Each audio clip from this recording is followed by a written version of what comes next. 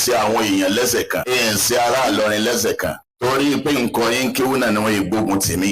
ẹ̀yin náà tí wọ́n ń kọ́ ń kéwú ẹ wá ń wo ikùn mi ẹ ń wo ẹsẹ̀ mi pé ẹsẹ̀ mi ń hú.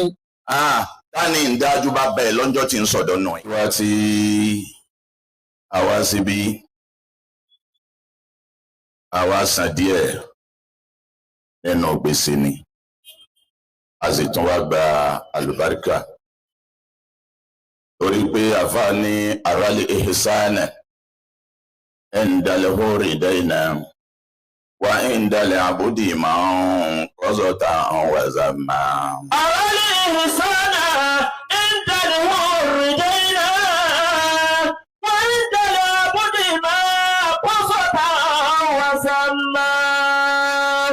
àfa ní ọmọlúwàbí èèyàn bàbá ṣe lóore aṣọ oore di gbèsè fúnra ẹ̀ gbogbo ọjọ́ ayé ni ọmọ fi wá bí ó ṣe fòore sun oore fólóore tí ọba tí ì rí oore san fólóore padà ara ọmọ wa ṣe torí yóò mọ wà nípò ọmọlúwàbí àmọ́ ẹrú èèyàn òun ní ya àfoore bọ́sọ́ òun ní fojú olóore gbolẹ̀ ẹrú èèyàn ní fi bí san oore padà torí kábàámọ̀ jẹ́rú kásì má ya àfibisú lóore òun náà ní wíwá wa záyè yìí torí pé oore tí bàbá wa Sheikh Adam ṣe títí ayérayé ọmọ Markaz ò lè san tán kódà ọmọ Markaz nìkan kọ́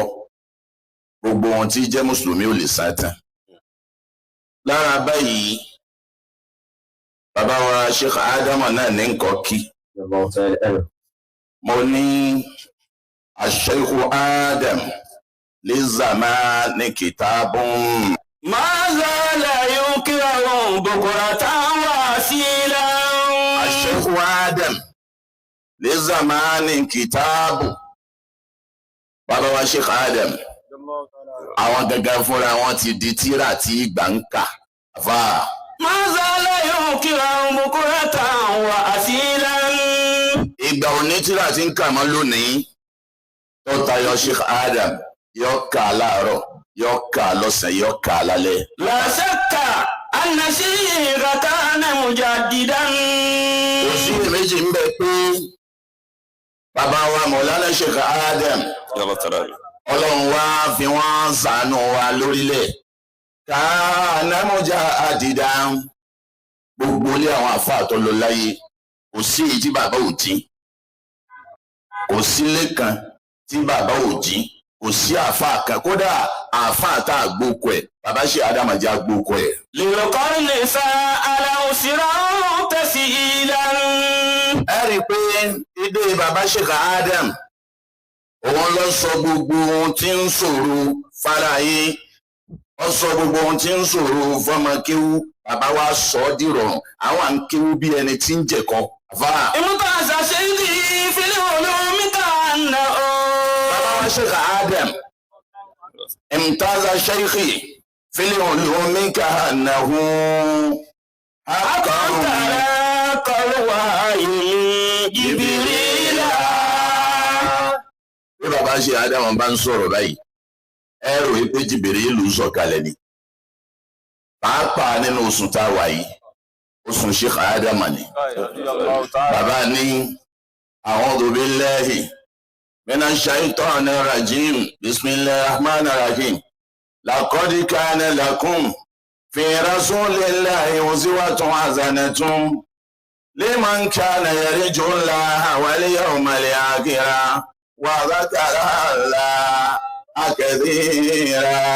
لقد كان لكم في رسول الله أسوة حسنة لمن كان يرجو الله واليوم الآخر وذكر الله كثيرا.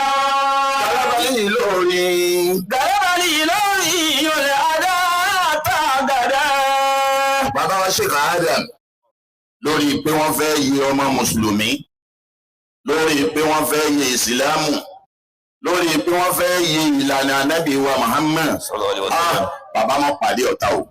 Allahu akbar. Mo rántí ọjọ́ kan tá a wà ní Markaz tí bàbá wa kó gbogbo wa jọ́njọ́ náà ọdún pé òféèlì ọ̀páàsì òsìkú kíláàsì kan náà ni. Bàbá wa bẹ̀rẹ̀ sí sọ̀rọ̀ pé ẹ̀ ń ṣe àwọn èèyàn lẹ́sẹ̀ kan ẹ̀ ń ṣe ará Ìlọrin lẹ́sẹ̀ kan torí pé nǹkan yín kéwú náà ni wọ́n gbógun tì mí. Ẹ̀yin náà tí wọ́n ń kọ́ ń kéwú ẹ̀ wọ́n ń wo ikùn mi ẹ̀ ń wo ẹsẹ̀ mi pé ẹsẹ̀ mi ń hú. Tani ń dájú bá bẹ́ẹ̀ lọ́jọ́ tí ń sọ̀dọ̀ náà yìí. Dàrẹ́bà ní lórí olè àdá àtàgàdá.